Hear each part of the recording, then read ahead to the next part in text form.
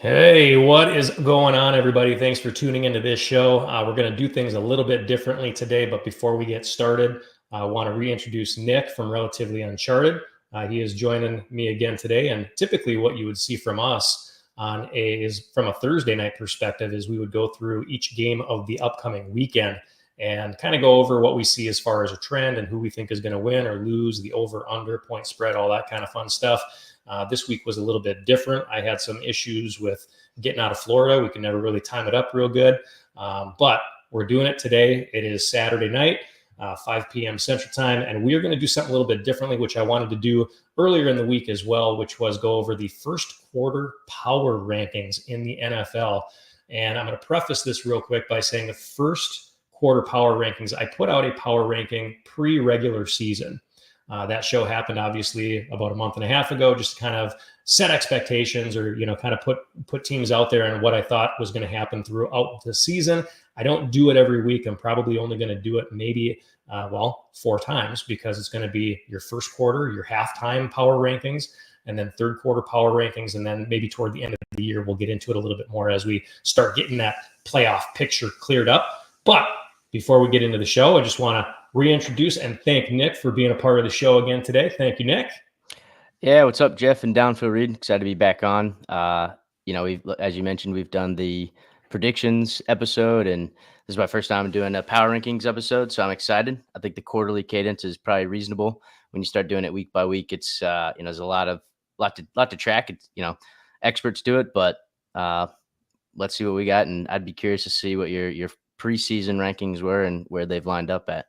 Yeah, it's definitely been interesting. There's a lot of big gaps toward the, I'll say at the top and at the bottom. The middle is kind of a playing field right now with so many teams that are 2-3 and 3-2. But we will get into that. We'll talk about strength of schedule a little bit, because that does play a factor as well as far as what you can expect from your team. And it looks like we've got a comment already in here, so I'm just going to check that out real quick. Let's go. All right, legend, here we go. All right, so I'm going to pull this up. We'll add that to where we're at. A lot of question marks up in here. This is kind of what we started off with again. Downfield Read power rankings. I don't look at much of anything else as far as the NFL power rankings or Nick Wright or Colin Cowherd or ESPN or all those other guys.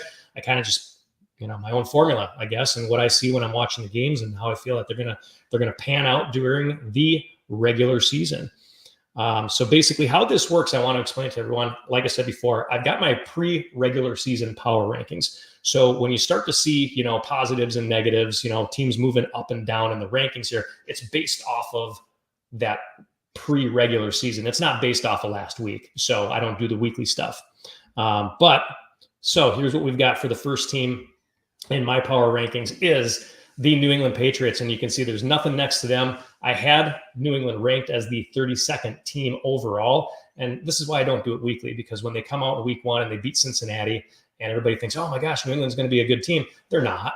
I mean, obviously they've lost 4 games in a row, so we're looking at New England, and now they're changing it up finally, right? They're putting in Drake May this week. He's going to get his first official start, so that should be exciting. And even being this early into the season, we saw last week that they took out Ramondre Stevenson. They started in Antonio Gibson. That didn't last very long. But New England, a lot of things going on there with a brand new coach and Gerard Mayo.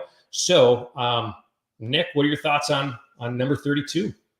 Yeah, I like it. I agree with it. I like to hate the Patriots. Beating Cincinnati week 1, you certainly, like you said, you think highly of the Bengals, Joe Burrow. They've had a successful run with him behind the snap, and then come to find out that they've just been garbage all year. So when they win that, it doesn't change much when you look at it holistically here. And them at 32nd, obviously nothing has changed.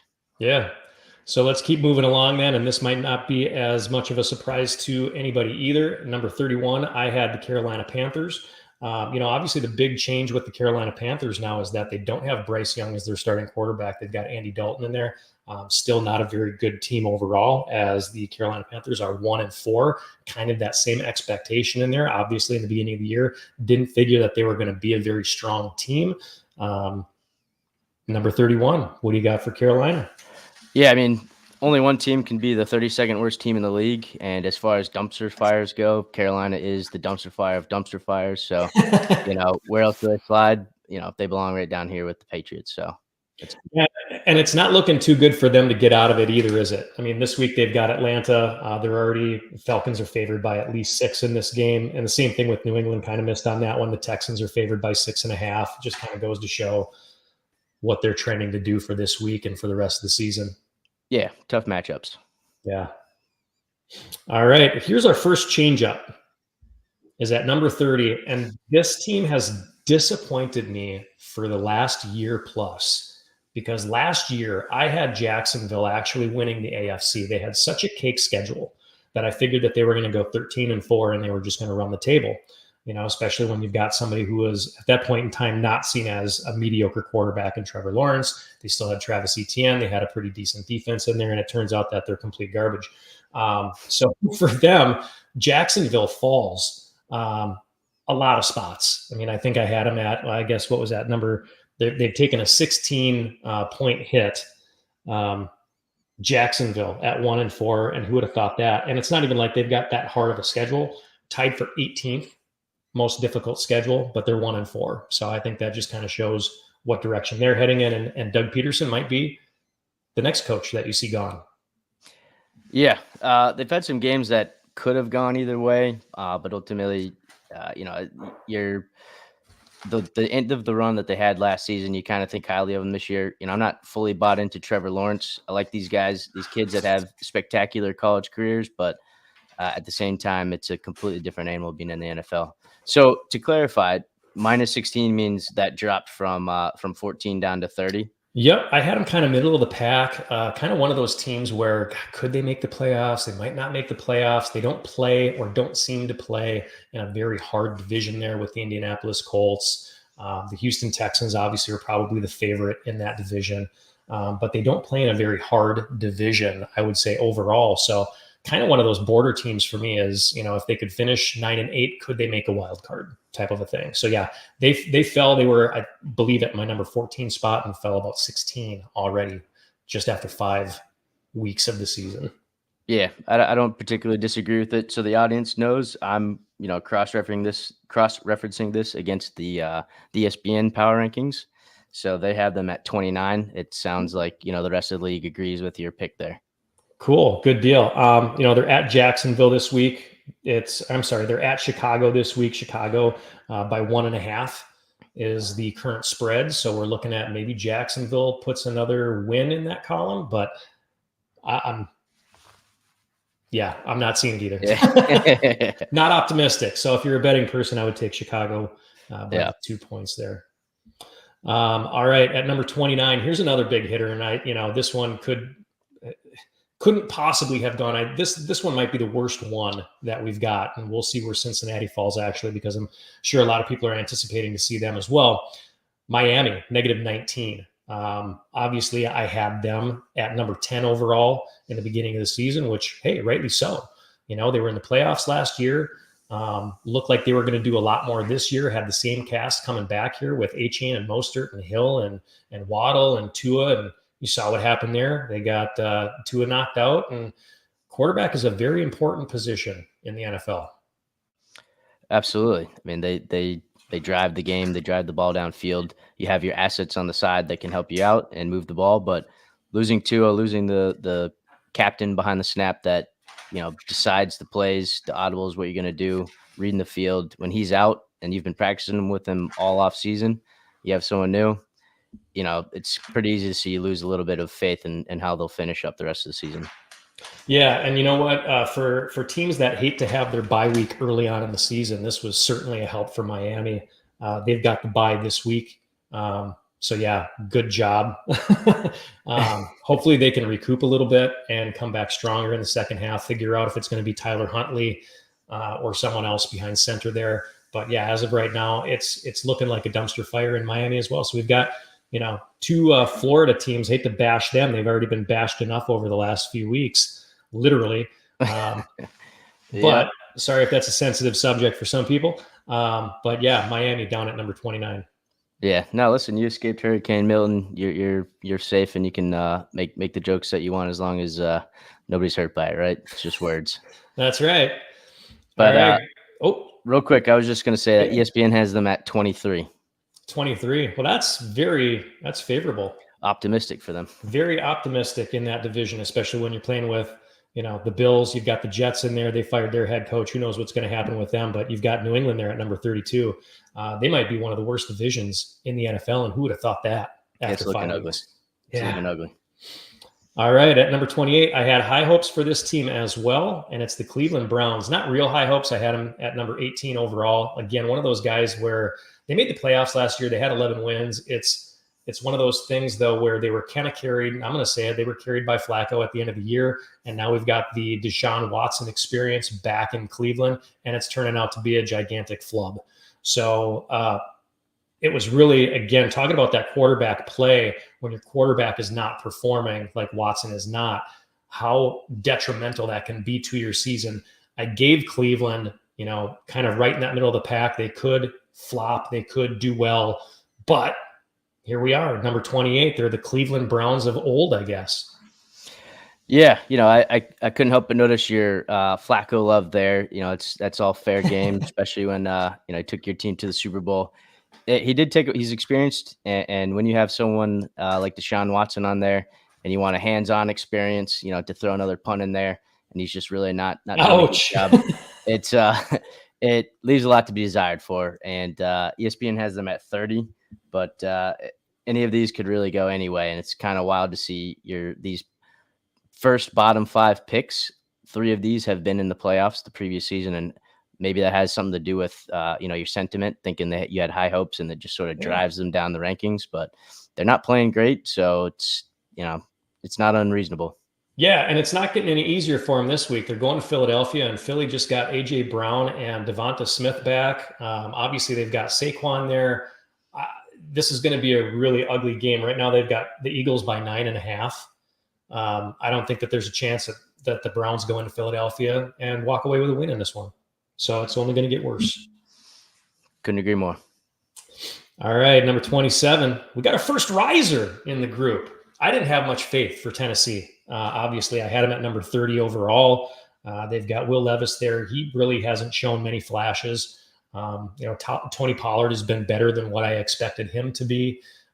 They got Ridley there, and he really hasn't done a whole lot. But maybe it's for the sake of everyone else doing so much worse. But Tennessee has had a 500 opponents winning 500 schedule, I guess you want to call it, which is 16th, right in the middle of the league. They've played fairly well, still 1-3. Maybe that's why I decided to put them at number 27. These other teams are 1-4, so we haven't seen Tennessee. They're coming off their bye. But yeah, Tennessee at number 27. Yeah, when they're beating middle of the pack teams, it kind of leaves a lot open there. They're beating other teams that aren't doing so hot, but they're also losing teams that aren't doing so hot. So it could go either way. If they start clicking, maybe they'll slide up in the rankings here a little bit better, but 27 is not unfair. No, and they've got Indianapolis coming in to play them at home. The Titans are favored by 2.5 at this point. I think that they could probably pull that one out too. I like that. I like that pick. Yeah. All right, number 26. We've got the LA Rams. They've dropped 14. So I did have them at number 12.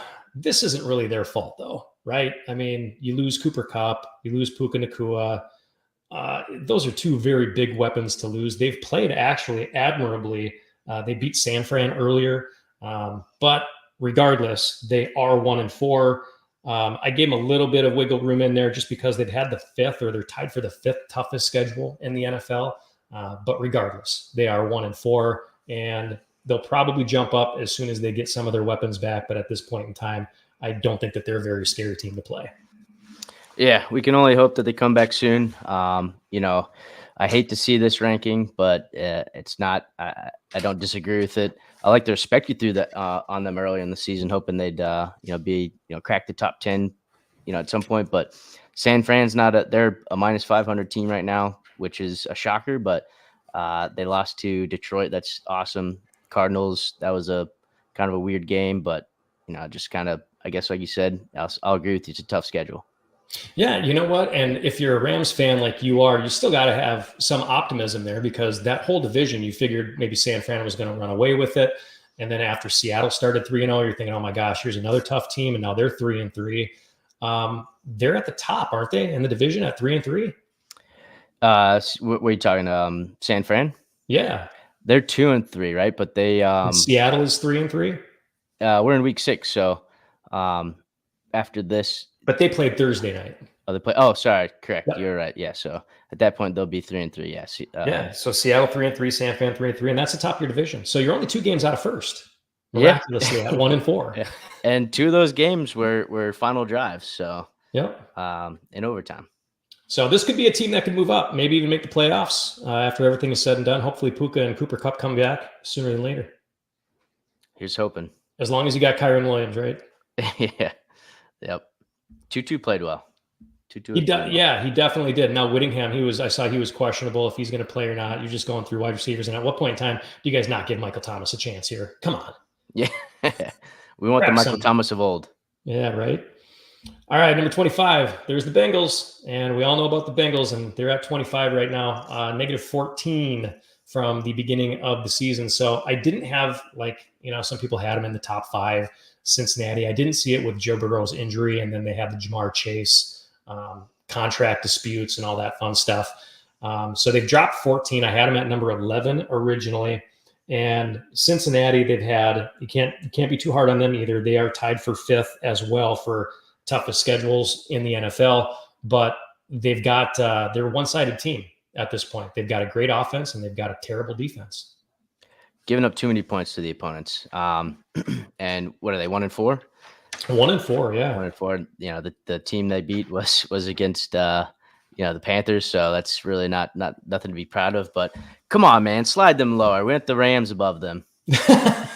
Hey, it could have gone either way realistically, because they're like I said, they're tied right now Yeah. with the strength of schedule. So if you notice on there, I slid them both down the same. Yep. Negative 14. I did. Yeah, we'll see. Cincinnati going up against the Giants this week. Bengals are favored by 3.5. That will probably happen. Singletary is questionable at running back for the Giants, and Malik Neighbors is out again with that concussion. So should be a favorable game, I'll say, for the Bengals at this point.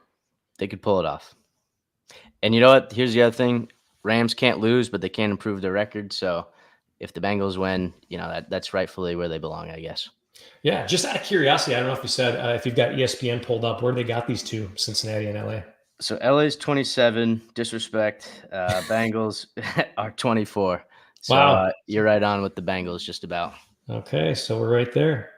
At my number 24, I've got the Raiders, who I didn't expect to do too much. They've only slid down 1 spot from the beginning of the season. I had them at number 23. They are now at number 24. No shocker here for me anyway, as they probably could have done better if they would have had Devontae Adams in there, but the lack of quarterback skill with Gardner Minshew and Aiden O'Connell is really what's going to keep them down for the entirety of the season. I don't know if Antonio Pierce was the right guy to put as the head coach of that organization as well. Not a good first quarter for new coaches in the NFL, except for maybe that guy up in Seattle. But for Gerard Mayo and Antonio Pierce, not looking too good. Raiders at 24. Yeah, I watched the receiver documentary on Netflix, and you see midseason woes with the Raiders, and head coach last year is out the door, and Antonio Pierce was interim head coach.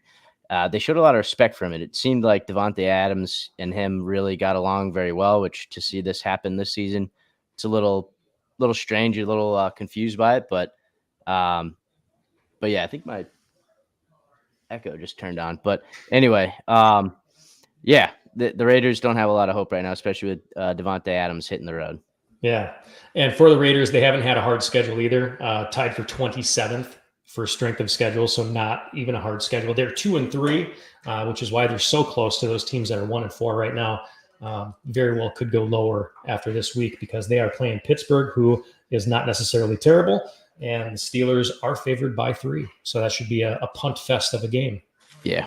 Let me go turn this noise off in the background. I'll be right back. No worries.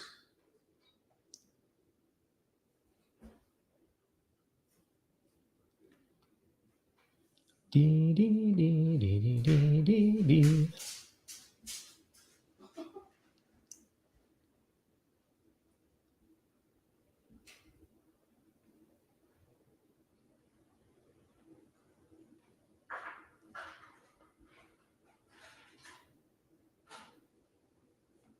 Darn noisy backgrounds.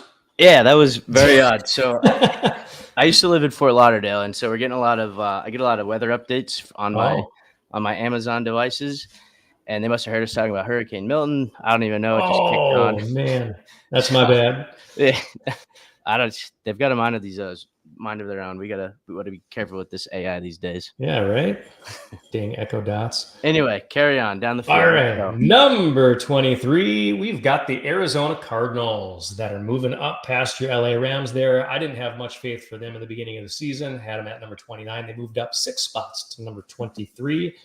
They actually have shown that they can hang with some of the better teams in the NFL. Yeah. We talked about the Rams matchup. I always talk about the Rams, but it was very shocking to see how well we thought they were off to a great start. I remember in our week 2 picks, we had high hopes on them. I think we both picked them for week 2. But they're playing well. They're playing well right now. Yeah, and if you look at their schedule, they beat both the Rams and San Fran, so great within the division. That could help them out later on in the year. Their losses have been to some relatively good teams, Buffalo, Detroit, and Washington. And we won't get to those teams for quite a while yet because they've all been playing well. So at least their losses have come to exceptionally good teams. Yeah, and that helps. It does help. And they're going up against Green Bay this week, and we will see how they favor there. That should be an exciting, high-scoring game, no matter who you're cheering for. Another good game for Arizona. Could go either way. I look forward to that one. Absolutely. Is it in Lambeau or Phoenix? I believe it is in Arizona. Okay. Yeah, you like the home field matchup there.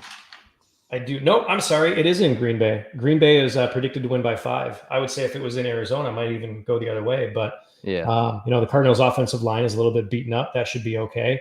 I think Matt Prater is questionable or out, so they might have lost their good kicker there. But Green Bay has issues as well with their wide receivers. And, yeah. So we'll see what happens there. All right, number 22, we've got the New York Giants, who I had no faith in because I think Daniel Jones is not a very good quarterback. He's steadily proving me wrong a little bit.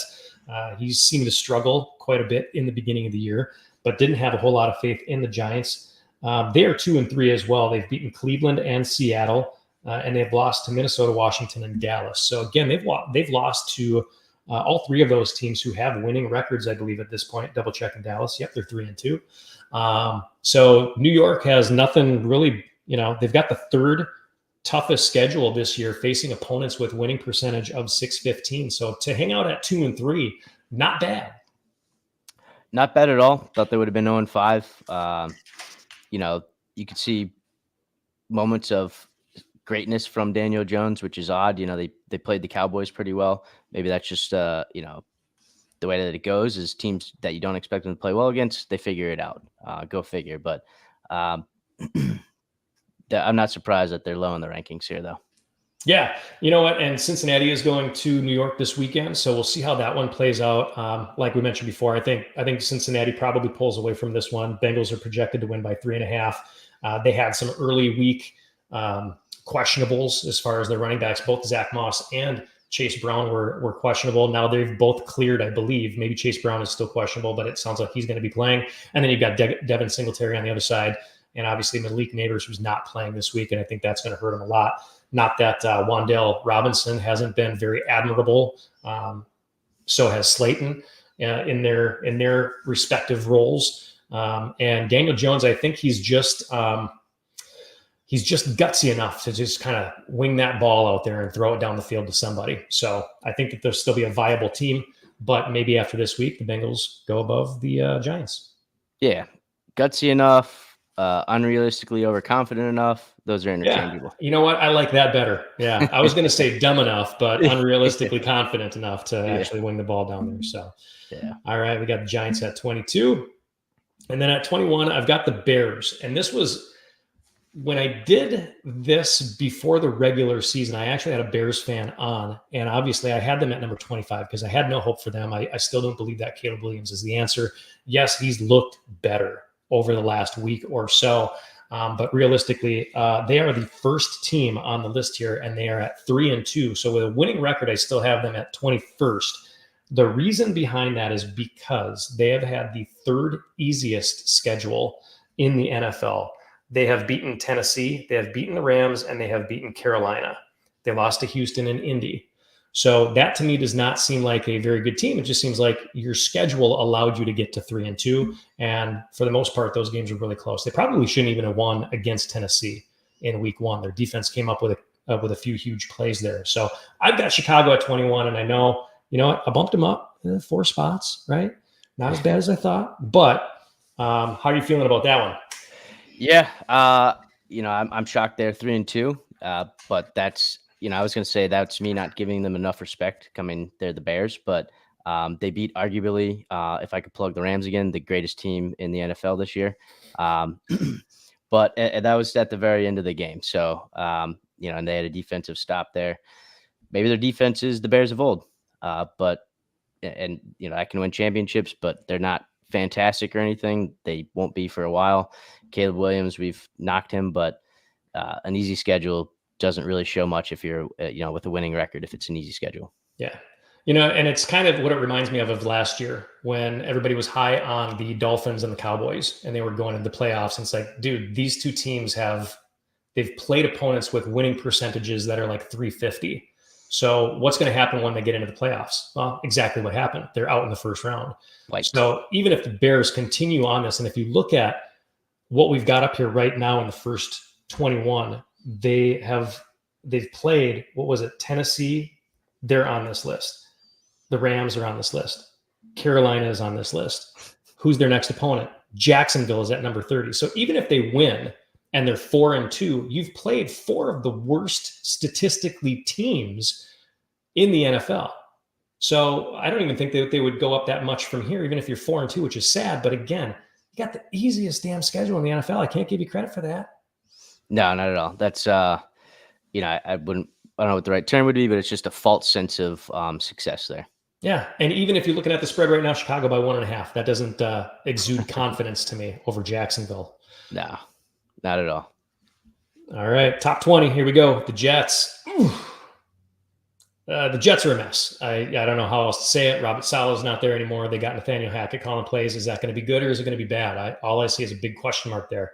Aaron Rodgers is questionable to play. I don't know if he's cleared, but this was a team again before. It's like 2023 all over again. Before the Jets got out on their first game and Aaron Rodgers tore his Achilles, high hopes for the Jets. And that was the same thing this year. Obviously, I thought the same thing as well, having them at number 8 overall to start this year. And they've been a giant disappointment. Their offense has been stagnant. They've lost to the Broncos of all teams. So the Jets fall quite a bit here, down to 20. They don't look like a serious contender at this point. No, being up in the Northeast here, seeing your ranking for them early on, you sound a lot like a Jets fan. They always think they're top 10. They always think they're going to playoffs. Their Messiah was this 40-year-old quarterback that injured himself in the first drive of the season before. So he's ailing, this ranking should have been your ranking at the start of the season. It should have dropped 12 points from, week 1 to here. But here we are. Rams are sucking ass. Jets are, what are they, 3-2? Jets 2-2? Are 2-3. 2-3. Yeah. Well, still not impressive. No, and it's not. When you look at who they've played so far, they've beaten Tennessee and New England, and you can see where they're at, number 27 and number 32.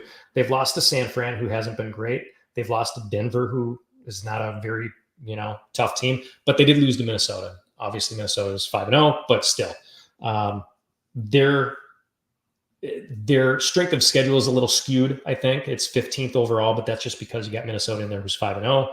They should probably be a little bit better than 2-3 at this point in time.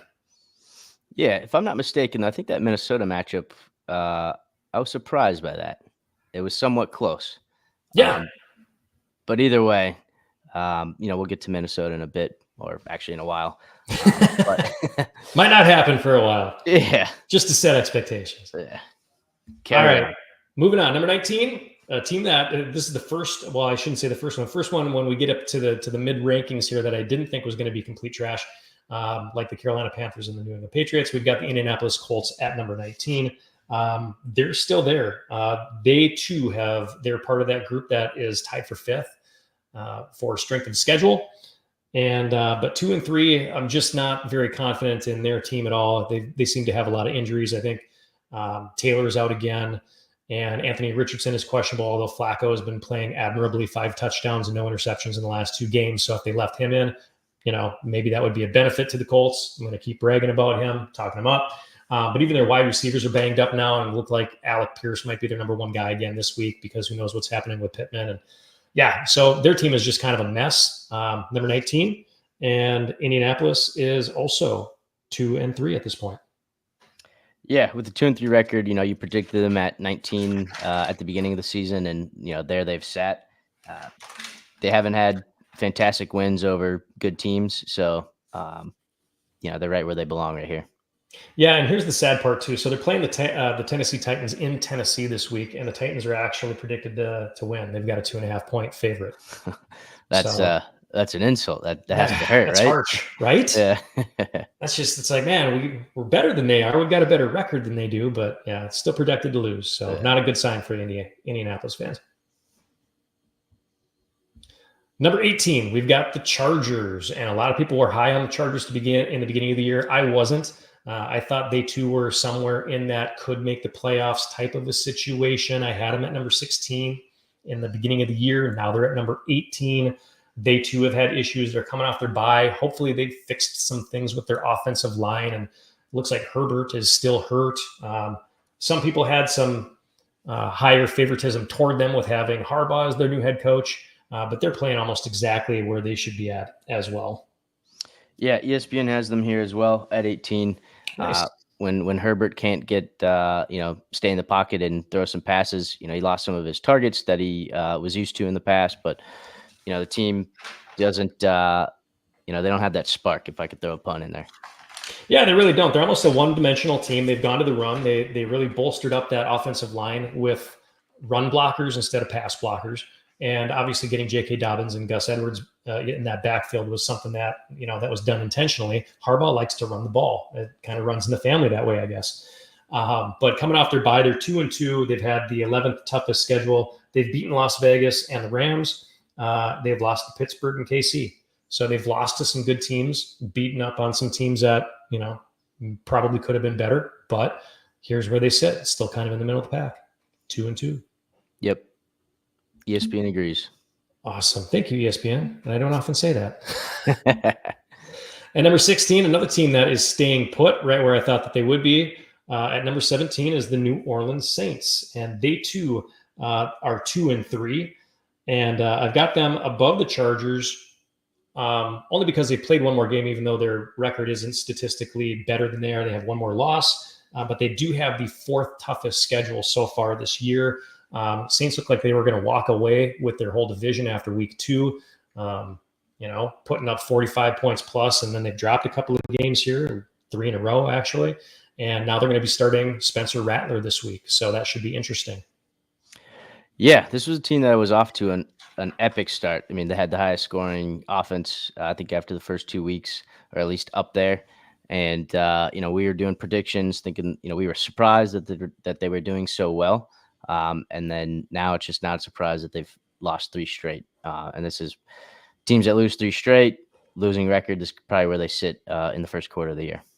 Yeah, 2-3. We got them right in the middle of the pack. They're playing Tampa Bay this week at home, and they are not favored at home. It's Tampa Bay by 3.5. But, when you've got Tampa Bay coming in and they've got all the weapons that they do, and you're starting a rookie quarterback that you selected in, the 4th round? Something like that. I'm not sure where Rattler even, what round he went in, 3rd, 4th, 5th, something like that. Yeah. Hopes are not very high. Not at all. A quick fall from grace in New Orleans this year. Yeah. Number 16, I've got the Philadelphia Eagles at number 16, and they have dropped 9 spots. I have not been impressed with them at all this year. Nick Sirianni been mentioned as far as being on the hot seat as well. Philadelphia 2-2. Maybe we just haven't seen enough from them, but they have beaten both New Orleans, who they are above, and they have also beaten Green Bay, who obviously we haven't talked about yet. But they've lost to Atlanta and Tampa Bay. So they've had a harder schedule as well, tied for 11th as far as strength of schedule. Their opponents have a 550 winning record. But with the injuries with Devonta Smith and A.J. Brown, Don't know what's happening with that team. They seem to have lost their identity a little bit. They're not the same Eagles team from last year, unless you're looking at the last part of last year. But yeah, number 16 overall. And I think it might be a little damaging to them being a 500 team at number 16, but that's what I see so far. Hopefully they've fixed some things in their off week. Yeah, the flip side to this being the first quarter power rankings, it is still early on. They have some things to figure out when they lose their wide receiver depth at the beginning of the season to a couple weeks. That kind of makes it very one-dimensional to play with them for the team to play down the field. But when they have talent, so when they figure it out, they can certainly rise the rankings. They could get back to that was that number 7, top 10, wherever they would have projected, and make it to the playoffs. They are a team that's capable of it. Yeah, they're definitely a team that's capable of it. In that division, even they're the second team that we've mentioned in that division. Haven't talked about Washington or Dallas yet, but I think this week is really a statement game for them. I think if it's a close game with Cleveland, you could pretty much kind of hang on to them here in the middle of the rankings. If they lose to Cleveland, then we know what kind of team they're going to be. But if they can blow out Cleveland, then sure, maybe they deserve to be mentioned in that top 12 again. Yeah, I like the way you spun that. ESPN has them at 11 still. So, all right, ESPN, they've got high hopes. For a 2-2 team, a team that's only played 4 games and they're 500. That's pretty. I think that's pretty up there. But that's me. Yeah, they'll probably win this week. I mean, they're favored by 9.5. Yeah. Maybe that's what they're looking into is the future future rankings. They're giving them that third win right away. They're 3-2. Just kidding me. Yeah, it's there on paper in their mind. All right, number 15, we've got the Seattle Seahawks. I thought that they were going to be a good team, a pretty average team. They are a good team. They're an average team. Obviously, they're 3-3 after Thursday night. Took kind of a beating from San Fran. They turned the ball over too many dang times. Didn't give their offense enough of a chance to really make this one a game. San Fran, I don't remember what the spread was, but San Fran blew it out of the water. Kind of made an example of Seattle, and now they've lost 3 in a row. They probably would have been higher up in my rankings. Who knows? After the third week, I probably would have had them up in the top 5. And so this is why I don't do these kind of rankings all the time. But Seattle, 3-3. And if you look at their schedule, not very hard. 22nd toughest schedule. They've beaten Denver, New England, and Miami. Obviously, we've talked about all 3 of those teams already. And they've lost to Detroit, San Fran, and the Giants. So I think number 15 is probably right where they deserve to be, which is where we had them in the beginning of the year. Yeah, when they don't slide much up or down, feel a little good about the pick there. I don't disagree with it. ESPN has them at 12, and to lose to San Fran and Detroit, who are we're still waiting to get to them in the rankings, then it's kind of fair to give them a little bit of respect. They were off to a fiery start, 3-0, to lose 3 straight, kind of there's a few more question marks. Yeah, I still got love for him. Still got love for Mike McDaniel. Hope he does well there. But yeah, 3-3, right at 15. I think that's right where you belong. Number 14, right above them, San Fran. And San Fran, this is very disappointing for me because I actually, if you can see that, they dropped 13 points, which means 13 spots, which means I actually had San Fran slated as the number 1 team in the beginning of the year for myself. Obviously, that has not been the case. They've lost CMC. You can't really use that as an excuse, though, because Jordan Mason has been really good. Obviously, they had their disputes with Ayuk, and he didn't practice, and he sure looked rusty in the beginning when he came back. Debo was out for a couple of weeks. Trent Williams was hurt. But as of right now, they too, as we've mentioned before, they're 3-3. They've had the 24th most difficult schedule. So if you want to play that in reverse, it's the 8th easiest schedule in the NFL. They've beaten the Jets, the Pats, and now the Seahawks. They've lost to Minnesota, the Rams, and Arizona. And 2 of those teams we've talked about, and they lost to them. Yeah. Considering they, I guess this is a pre-week 6 rankings, but consider they just beat the Seahawks, then, they sit above them wherever you would have placed them. That's how that works. That math works in my mind. Yep. It was a big shocker that they were off to such a rocky start.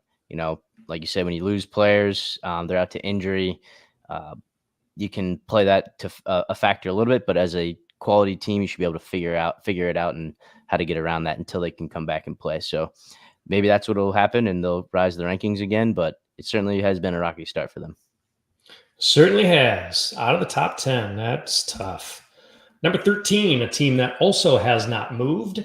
I thought that they were going to be an above average team, and so far they have been, is the Green Bay Packers. Even after losing Jordan Love and Malik Willis coming in and doing an admirable job winning those games, Green Bay, you would assume that they are going to be a team that is not going to go away anytime soon. Their strength of schedule, currently number 21 overall. They've beaten Indianapolis, Tennessee, and the Rams, which we've talked about all three of them. And they've lost to Philadelphia and Minnesota. So number 13 is their respect for this one. Yeah, I think they got blown out by Minnesota. So in Lambeau, it doesn't feel good for them. You know, the fact that they've had a backup quarterback behind the snap since week 2, I guess it is. You know, again, like we said before, you can't, you know, if you're a quality team, you'll figure it out. It looks like they haven't slid from your rankings. ESPN has them at 9, top 10. So I was a little shocked by it, but they are plus 500. So yeah, you know, and they were getting their butts kicked. You know, Minnesota kind of let them back into that game. I think they were up at 28-0 at one point, and continued to let Green Bay right back into that game with, I thought, was terrible play calling. Turned out to be right, and Green Bay actually made a game out of that one when it shouldn't have been. Good news for you, Arizona is at Green Bay this week, and Green Bay is favored by 5.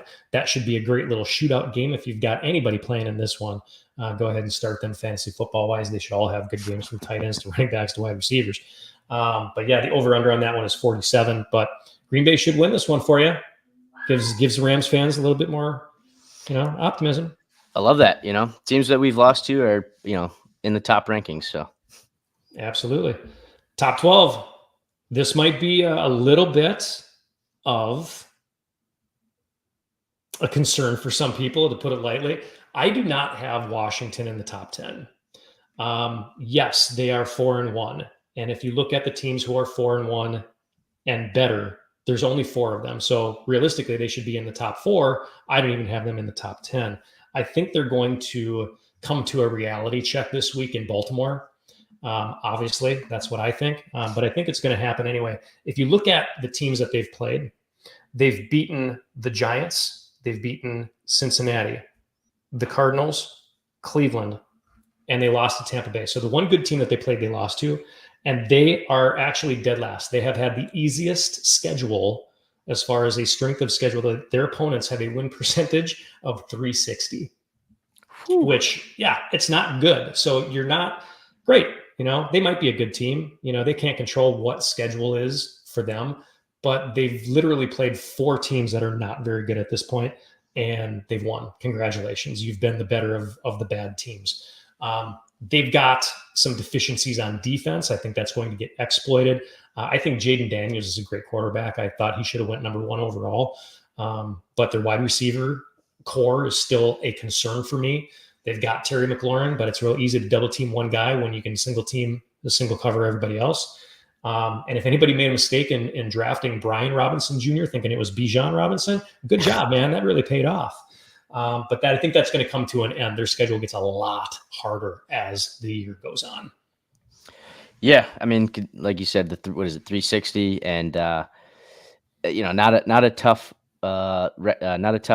schedule to play up front. You know, certainly builds up momentum, which can, you know, pay dividends going down into the rest of the season. But the teams that they beat, they're all below them right here. So 4-1, it gives a false sense of success.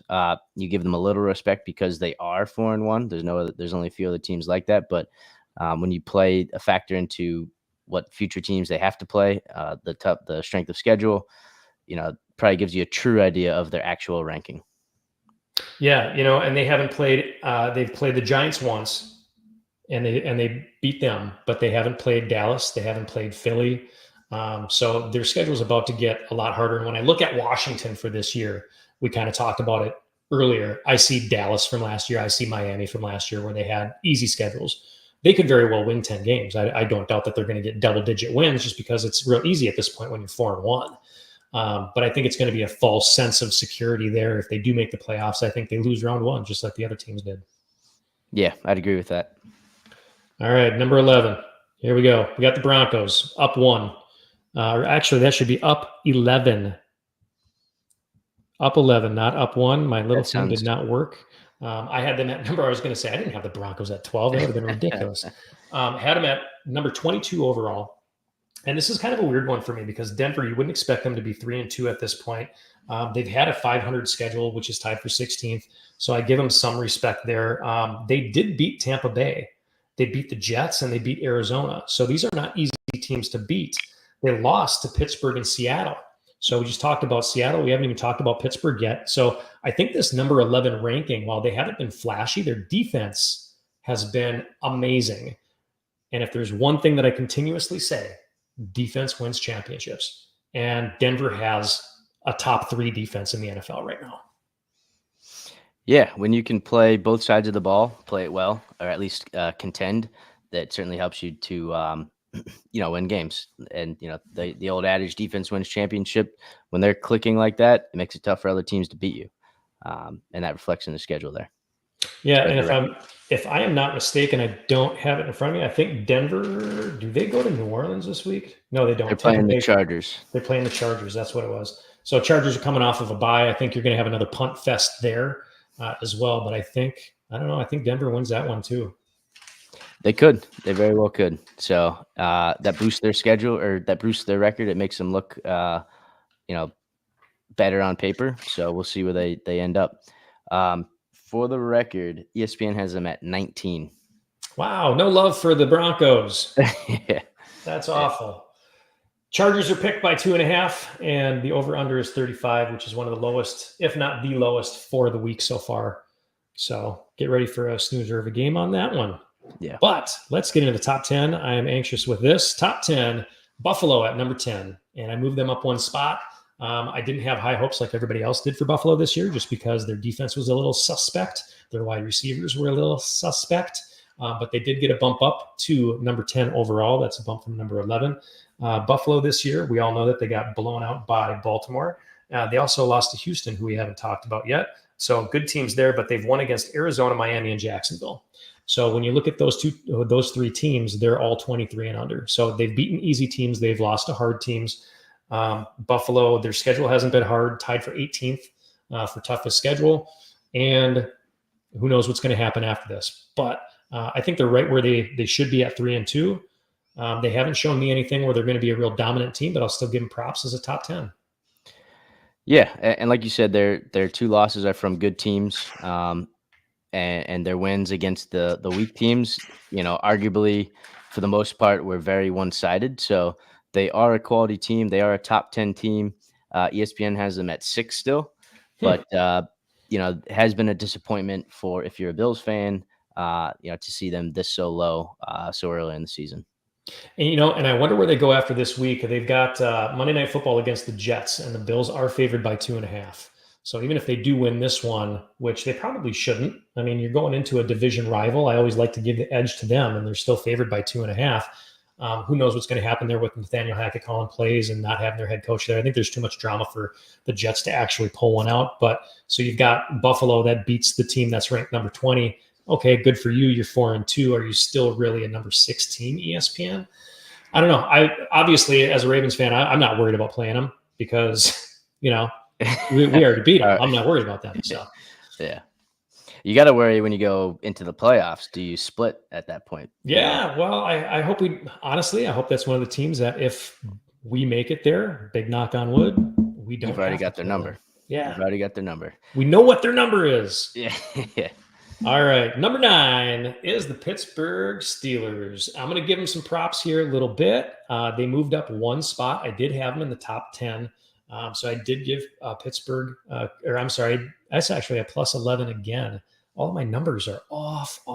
So I had them at number 20 to start the year. Pittsburgh has done much better than what I thought that they were going to. Everybody thought they were going to run away. But if you looked at Pittsburgh's schedule, and it's playing out this way too, high hopes for them. They had a very cake schedule in the beginning of the year. They beat Atlanta. They beat Denver. They beat the Chargers. They're all decent teams. But I think, Pittsburgh just kind of edged out there. They lost to Indy and they lost to Dallas. So they've had a relatively, I'll say tough schedule. It's 13th overall. But to be 3-2 in their position, not bad. Yeah, you give them the respect with the plus 500 record at this point. And so you can actually see the plus 11. It's just slanted a little bit. It's a little skewed, but It is. I'm gonna have to uh, fix that. yeah, Man. I can see that. But back to the Steelers, these were one of the 3-0 teams after week 3. And for them to lose 2 straight, you start to question, do they belong in the top 10? I guess after this week, we'll see, truly what happens. But it was just a little strange with, high hopes with Russell Wilson. He's not on the team, or not behind the snap, but they've been playing well without him. Yeah, they have. And, talking on more of a fantasy perspective here, fantasy football perspective, a lot of people, for whatever reason, they're questioning, oh, should I start Justin Fields? I'm worried that he's going to get pulled, halfway through the game. Well, that must mean, number one, that Russell Wilson is ready to play, but I don't think that you can pull a quarterback who's got a winning record at this point. Not only that, but they're playing at Las Vegas and they're favored by 3. So I don't think they're going to have a lot of problems there. And if Pittsburgh is smart, they go run heavy. You're not going to have to put up a lot of points to beat Las Vegas at this point. So, you go run heavy, and who can run the ball? Well, Justin Fields can. So if he's not supposed to throw the ball a whole lot, you don't expect him to throw 40 times in a game. I think this means that Pittsburgh goes 4-2, and deservedly so. Yep. And if they can beat Las Vegas, well, that was a team that the Ravens lost to at home. So, even more kudos for them. Good job. It all ties back. Number 8, Cowboys are not a bad team. They've fallen 3 spots. I had them at number 5.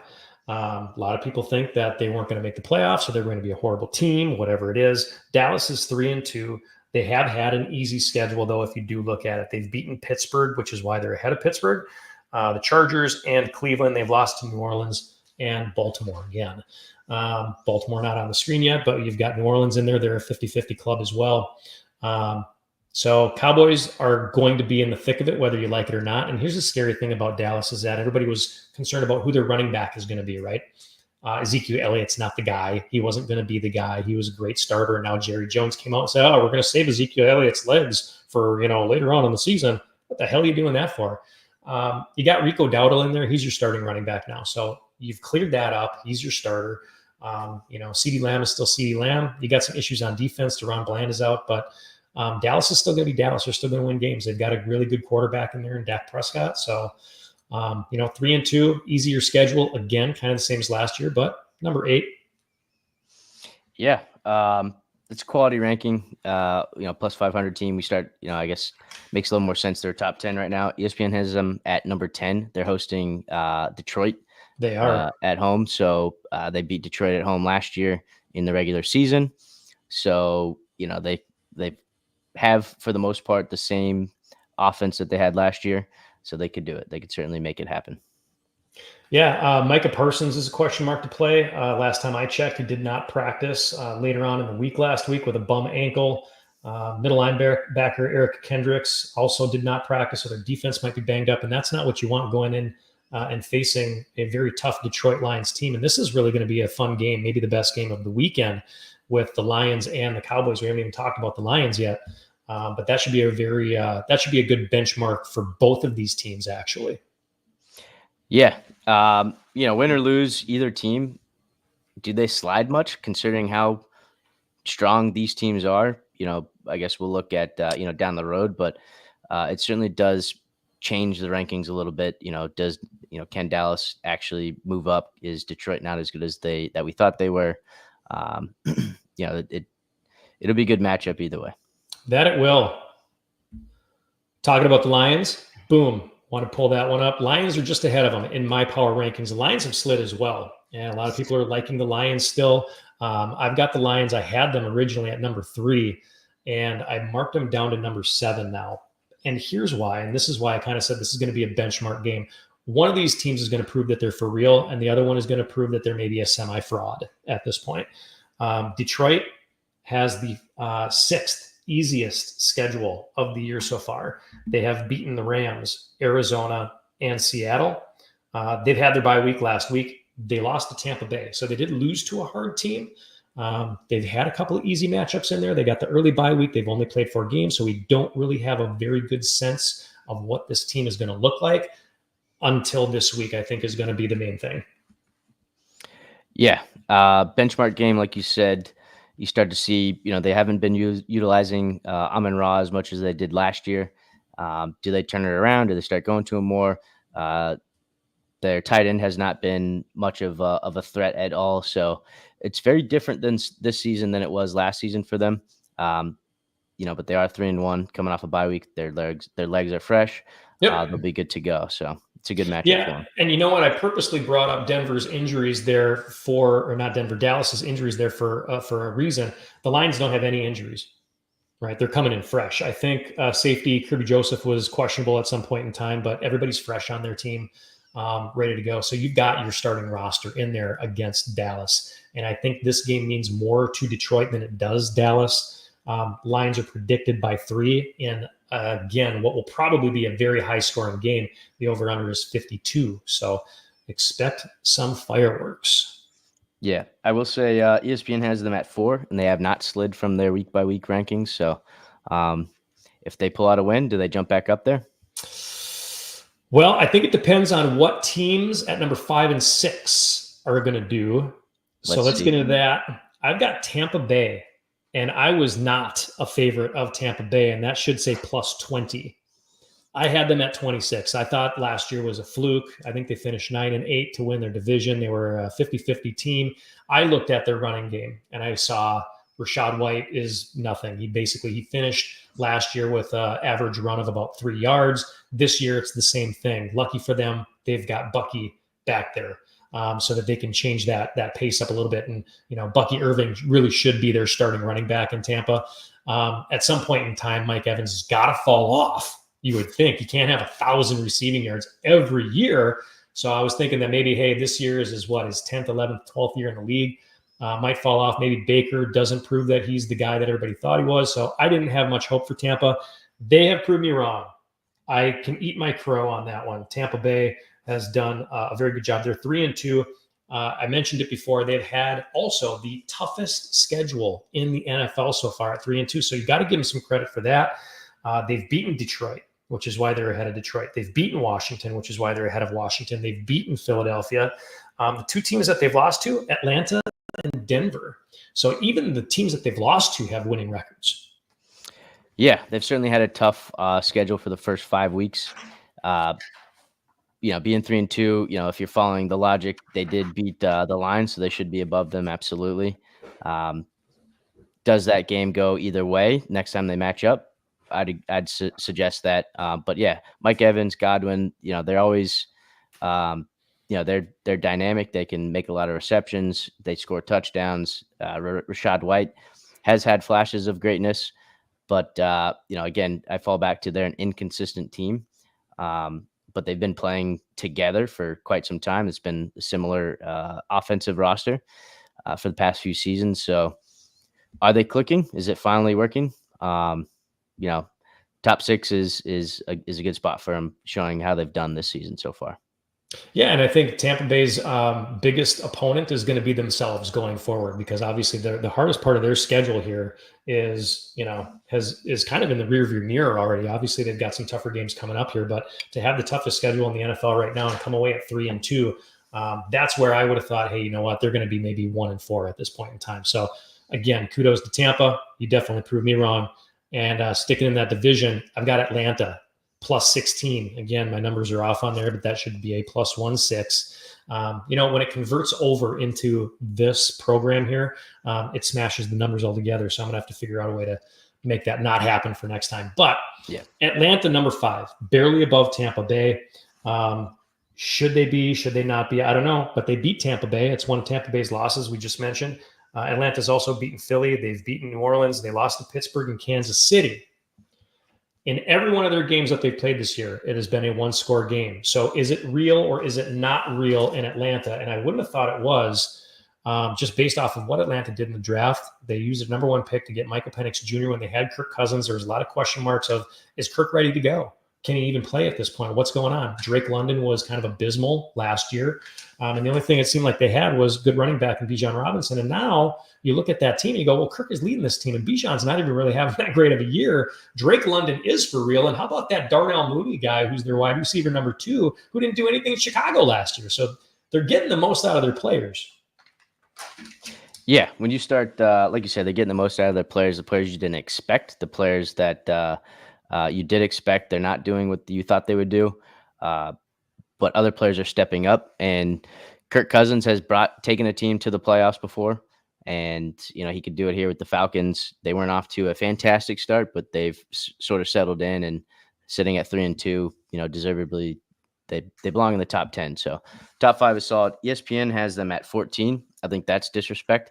Wow. But I'm good with top 5 here. No, I think it is disrespectful too. We talked about Tampa Bay having the number 1, the toughest schedule in the NFL. Atlanta has number 2. Yep. So again, to have the second toughest schedule, they could very well be 5-0. They really could, because like I said, or they could be 0-5. Every one of their games was decided by one score. That was it. But when you talk about, well, they played, Kansas City. Kansas City's undefeated. Could have almost beat them. I think maybe that was one where it was a tippy toe or whatever, but can't discredit Atlanta. They've had some really good games. Did I think that they were going to be here? Absolutely not. Obviously, I thought they were going to be somewhere in the middle of the pack. But we'll see what happens. They're probably going to put another one in the win column this week, as they are going to Carolina. Falcons are favored by 6. So, wow, what happens if Carolina, or if the Falcons go 4-2?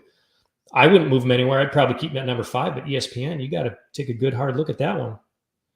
Yeah, it depends how some of those other teams show up, but but yeah, they're going to go 4-2. Their record only improves from here, in theory, if they beat the Panthers, which they should. So Absolutely, sitting there is good. All right, number 4. That's my guys. I had them at number 2, and some people might say that this is a little high, but they are 3-2. Dropped them down a couple of notches. Baltimore has had one of these teams that is tied for the 5th toughest schedule in the NFL. And I think number 4 is probably a pretty decent spot to have them. They beat Dallas. They beat Buffalo. Yes, they did lose to Kansas City in the first week. Could have went either way there. Got beat by the Raiders in week 2, which that was a comeback from behind, and we completely shellacked. Actually, we came back from behind on Cincinnati. So, but 3-2 either way. I think Baltimore at this point in time, they start the season 0-2. They're on a 3-game win streak. They beat one of the best teams in Buffalo. So yeah, that's where I've got them coming into this week, and they're playing Washington at home. I think that might be another one for them to chalk up in the win column. Yeah, I'd agree with that. I'd pick Baltimore on that if I were a betting man. Week 1 loss, arguably questionable. They lost to the Chiefs that, as you pointed out before, are undefeated. So, you don't sit at the top 1 spot if you're the Ravens, but that was a good team that you lost to by a single score. And, when they dropped to 0-2, you're kind of like, you're scratching your head what's going on, but they've settled in. They've gone 3-2, won 3 straight to go get to 3-2. So top 5 is good. Number 4, I like that pick. Baltimore picked by 6.5 this week with an over-under of 51. That should be exciting. And a lot of people are saying Baltimore's defense has no idea how to handle Jaden Daniels, and I laugh. I laugh at you, because they have Lamar Jackson on their team. Do you think that they don't practice against Lamar Jackson?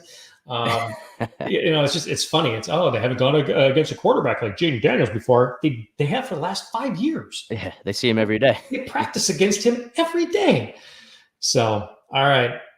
This one coming up here is probably going to get some people's panties all in a bunch. I got Kansas City at number 3. Yeah, right. Not the best team in the NFL. I don't care if they're the defending champions or not.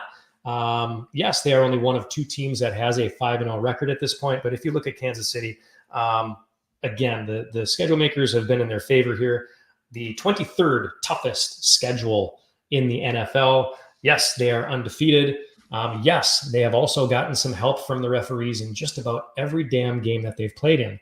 Last week it seemed like it was getting a lot better. Kansas City had a lot of penalties against them, but it seems like a lot of favorable matchups. They've played the Chargers with a banged up team, and their best safety, Derwin James, was suspended for that one game, which was odd.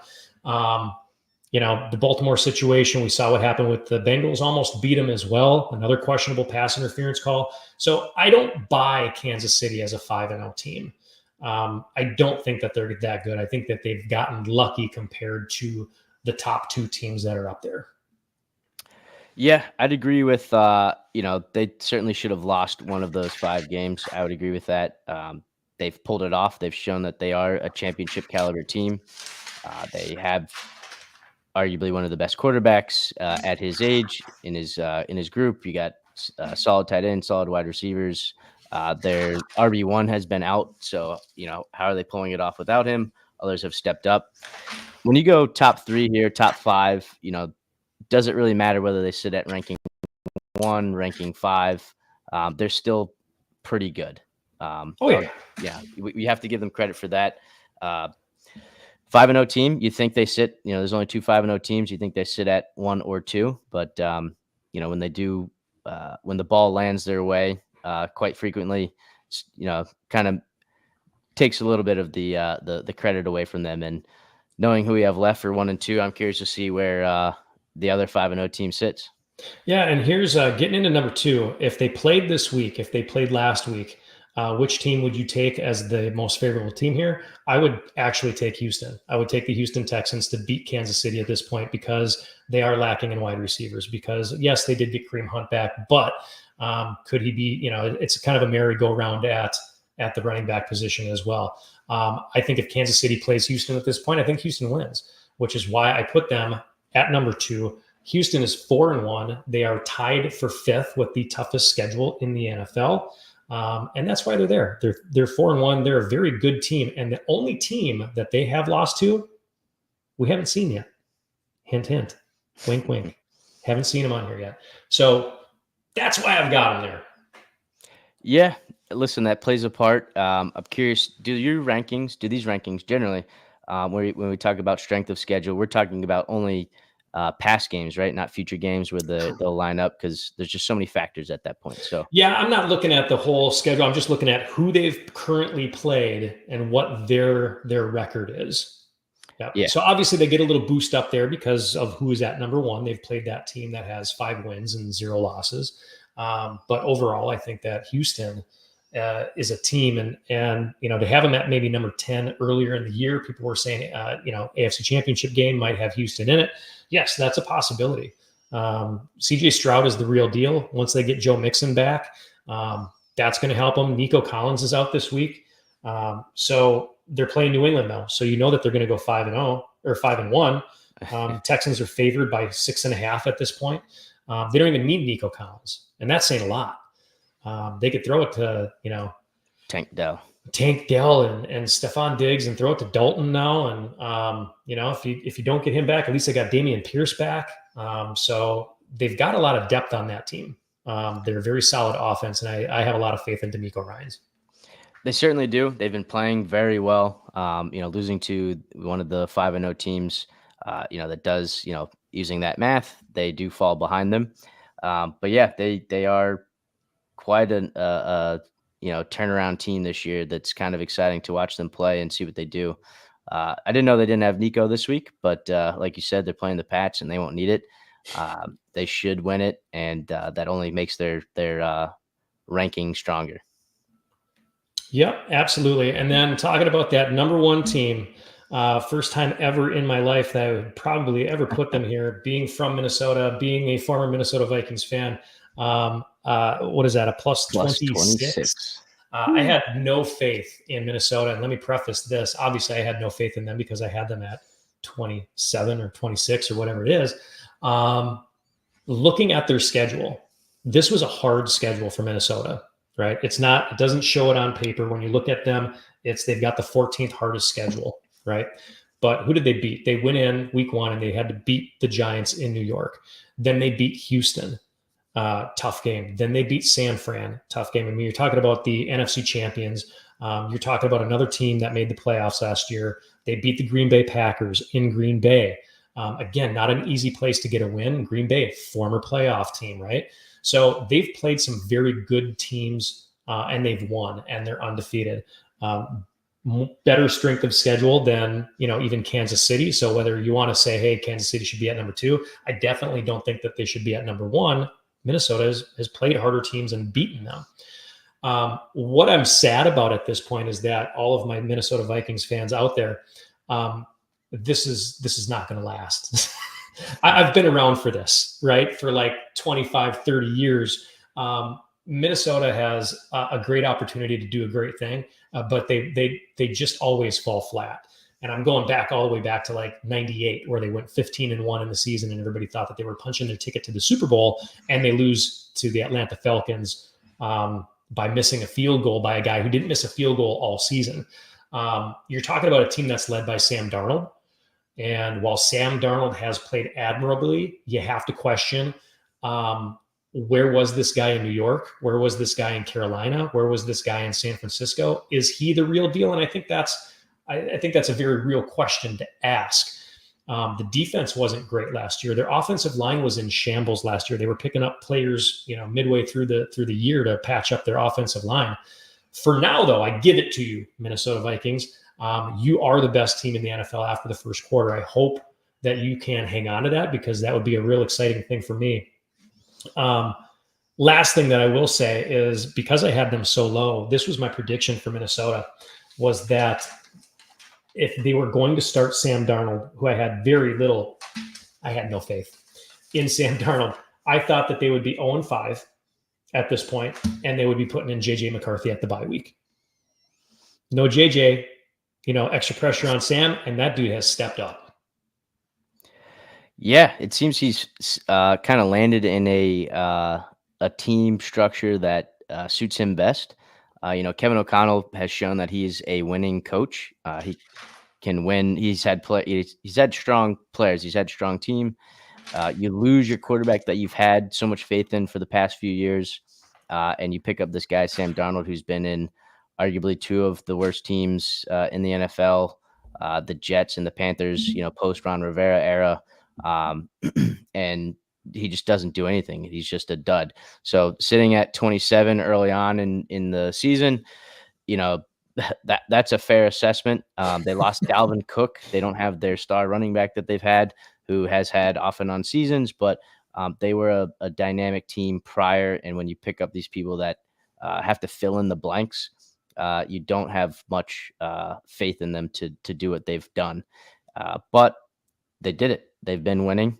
I will say Darnold has really settled into the team that maybe it's just the way that it's run, the way that the offense runs. Maybe it's suited for him, and that's what we're seeing is he's found something that allows him to. Again, we talked before about these quarterbacks that have had great college careers. For where he played, he there's a reason he got drafted very high. He has had success in the past, and is he settling in? I don't think so. I think they're a well-coached team, and that's what's showing. But it is not long-term, and we probably will see them slide in the rankings here. Yeah, well, they'll be up there for at least one more week, because they're on a bye this week, and then the real test comes back. They've got a bye, and then they've got Detroit coming in after that. It'll be a home game for them. They'll be well rested. They'll have that bye week. They should win that game. But I think, again, when we talked about this week for the Lions, they've got the Cowboys there. That's going to be a test for them. And then they're going to have another test the week after that. So no rest for the weary as far as the Lions go. And Minnesota has played admirably. They, like I said, they beat the Giants by 22. I don't think that was a surprise, but they come back and beat the Texans by 27. Wow. I mean, that was just a throttling. Yeah. Your number 2 ranked team here. That's incredible.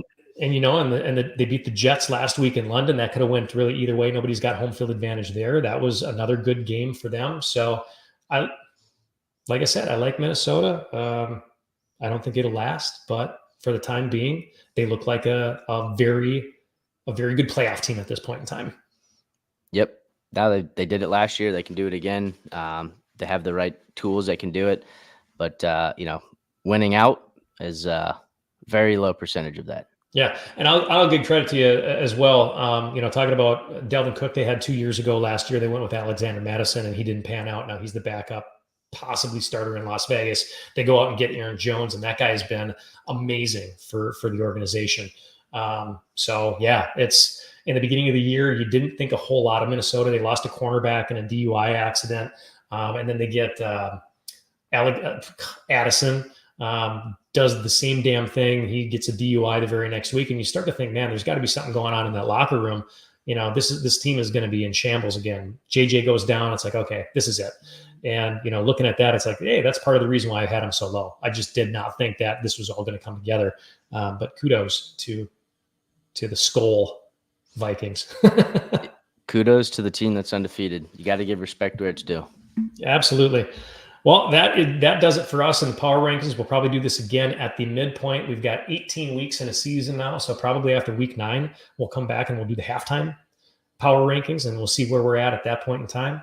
But I want to thank Nick. Thanks for being here and having this conversation and doing the cast. And then we'll have to talk offline and see when we can connect again. Maybe we'll do a game by game for week 7. Awesome. Yeah, this was a lot of fun. And not to get sidetracked from the NFL, but I noticed your Baltimore Orioles sweater there. Being a Yankees fan, I really apologize for I was hoping to see that matchup. The way they were going back and forth all season, it would have been a pretty good ALCS matchup. Yeah, that would have been good. I was looking forward to that one too. I would have been cheering for the opposite side, but still would have been fun. Yeah. All right, man. As always, had fun. Hey, man, thanks. Have a great weekend. Enjoy the games. And as for everybody else out there, thanks for tuning in. Thanks for watching, and enjoy the games as well. As always, if you've got any questions, look down there at the bottom. You can check me out on Facebook, X, YouTube, IG, Spotify, all that good stuff. I was answering a bunch of questions on X this morning about fantasy football matchups, who to sit, who to start, all that fun stuff. So drop me a line, drop Nick a line. Let us know what you're thinking. Otherwise, everyone have a great weekend, and we'll talk to you soon. Thank you, Nick. Right, goodbye.